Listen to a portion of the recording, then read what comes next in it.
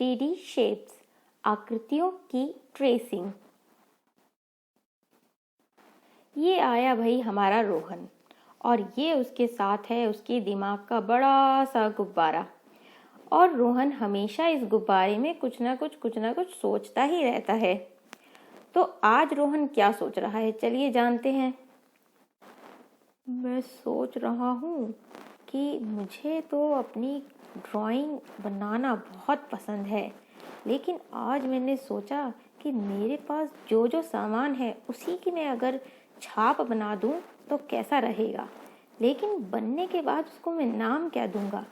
क्या आप मेरी उसमें मदद कर सकते हैं?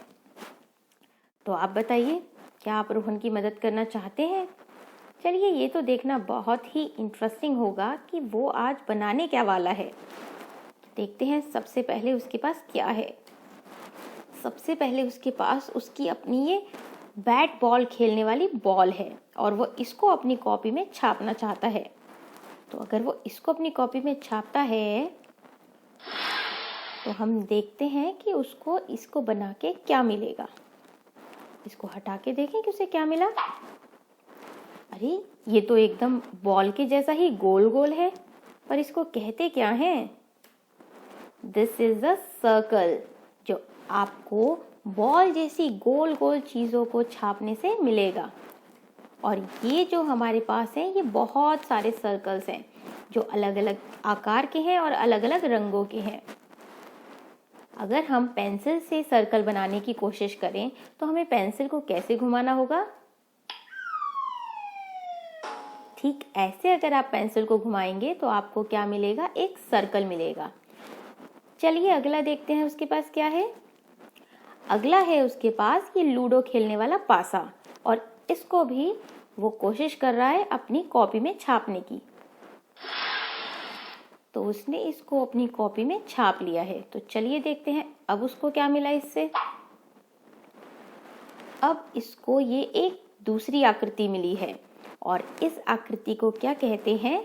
दिस इज अ स्क्वायर, जिसके 4 कोने हैं और एकदम सीधी सीधी लाइनों से बनी है ये आकृति। इसको हम चौकोर भी कहते हैं क्योंकि इसके 4 कोने हैं।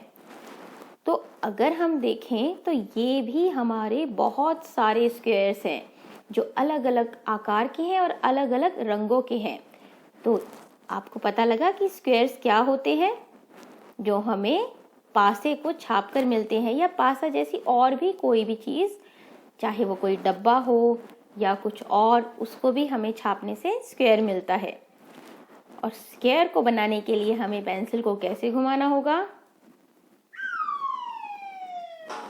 बिल्कुल ऐसे बनाने से हमें स्क्वायर मिलेगा। चलिए अगली देखते हैं उसके पास में, रोहन के पास क्या शेप है। अगली शेप है रोहन की अपनी ज्योमेट्री, और इस ज्योमेट्री में उसने क्या क्या रखा है? उसने अपनी पेंसिल, कलर बॉक्स, कलर्स, अपनी शार्पनर, इरेजर, ये सब उसने अपनी इस ज्योमेट्री बॉक्स में रखा है, और आज इसी को लेकर वो अपनी कॉपी पे छापने वाला है। तो अपनी कॉपी पर रोहन ने इसे छाप लिया है, और अब हम देखते हैं कि उसको इसे छाप के क्या मिला। उसको इसे छापकर ये आकृति मिली, और इस आकृति का नाम क्या है? दिस इज अ रेक्टेंगल, और इसके भी 4 कोने हैं, लेकिन ये पिछली वाली आकृति से थोड़ी अलग है। जैसे कि हम देख सकते हैं ये बहुत ही लंबी हमें नज़र आ रही है। इसकी 2 जो हम लाइन देखते हैं वो लाइन बहुत लंबी भी हैं और 2 लाइन छोटी भी हैं। तो ये सब जो हमारी आकृतियां हैं, ये सब क्या हैं? रेक्टेंगल्स हैं। और रेक्टेंगल अगर हमें अपनी कॉपी में बनाना है तो हमें पेंसिल को कैसे घुमाना होगा? ठीक ऐसे घुमाने से हमें एक रेक्टेंगल मिलेगा। चलिए अगला शेप देखते हैं उसके पास क्या है। ये भी रोहन का कोई एक खिलौना है, और इसको भी आज वो अपनी कॉपी पर छापने वाला है। तो रोहन ने इसको अपनी कॉपी पे छाप दिया है। अब हम देखते हैं उसको क्या मिला। रोहन को मिली ये आकृति, और इस आकृति का नाम है ट्रायंगल। जिस तरह से पिछली आकृतियों में 4 कोने थे, उनको हमने चौकोर कहा था, इस आकृति में 3 कोने हैं, इसलिए हम इसे तिकोना कह सकते हैं। ये सब अलग अलग तरह के ट्राइंगल्स हैं और ट्राइंगल्स इस तरह से भी बन सकते हैं। अगर हमें फिर से इसको पेंसिल से बनाना है तो हम कैसे बनाएंगे? ठीक ऐसे बनाने से हमें एक ट्राइंगल मिलेगा। तो आगे बढ़ते हैं और ये देखते हैं कि जो आकृतियां हमने अलग अलग चीज़ों को छाप कर बनाई थी वो ये सभी आकृति हैं। पहला भी एक चौकोर है, दूसरा भी एक चौकोर है लेकिन उससे थोड़ा सा अलग है, तीसरा तिकोना है और चौथा एक गोल, हमारा जो सर्कल है वो है। तो अब हम देखते हैं कि हमें क्या छाप कर बताना है। तो हमारे पास ये कूदते हुए आई बॉल। बॉल को अगर हम छापते हैं कॉपी पर तो हमें कौन सी आकृति मिलेगी? क्या पहली? नहीं। दूसरी भी नहीं, ये भी नहीं। हाँ, ये आकृति हमें मिलेगी अगर हम बॉल को छापते हैं तो। अगली हम देखें तो अगला हमारा ये बॉक्स आया है और ये बॉक्स मुझे मिलता जुलता लग रहा है लूडो के पासे से। तो लूडो के पासे को जब हमने छापा था तो हमें क्या मिला था? हमें एक चौकोर मिला था। क्या वो ये चौकोर था? नहीं, वो ये चौकोर था। और ये तिकोना और गोल हमें नहीं मिलेगा। चलिए देखते हैं अगला क्या है हमारे पास। अगला ये जो आकृति है हमारी, अगर हम इसे छापते हैं पेंसिल से तो हमें कौन सी आकृति मिलती है नीचे में से, चारों में से?